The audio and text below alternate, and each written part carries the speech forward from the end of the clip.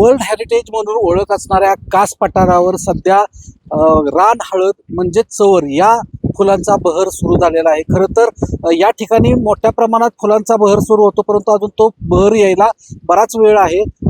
आणि परंतु या ठिकाणी आता सध्या रान हळद म्हणून जी फुलं आहेत पांढऱ्या कलरची ती मोठ्या प्रमाणात आपल्याला पाहायला मिळत आहेत. आपल्यासोबत बोलण्यासाठी येथील समितीच्या सदस्य आहेत. आपण त्यांच्याशी बोलूया की नक्की किती दिवस फुलांना लागेल आणि जी रान हळद आहे काय प्रकार आहे. सर काय सांगाल, काय नक्की आता चवर हे फुल यायला सुरुवात झालेली आहे. चवर, सातारी, वायतुरा ही फुलं पांढरी फुलं आहेत ती दिसायला लागलेली आहेत. सप्टेंबर 1 तारखेपर्यंत हंगाम सुरू होईल, तोपर्यंत सर्व फुलं यायला सुरू होतील. यावर्षी जरा लवकर फुलांचा हंगाम सुरू होईल असं वाटत नाही? लवकर पाऊस जास्त असल्यामुळे काही सांगू शकत नाही असं, पण आता अजून तर काय दुसरी फुलं कुठली आलेली नाहीत.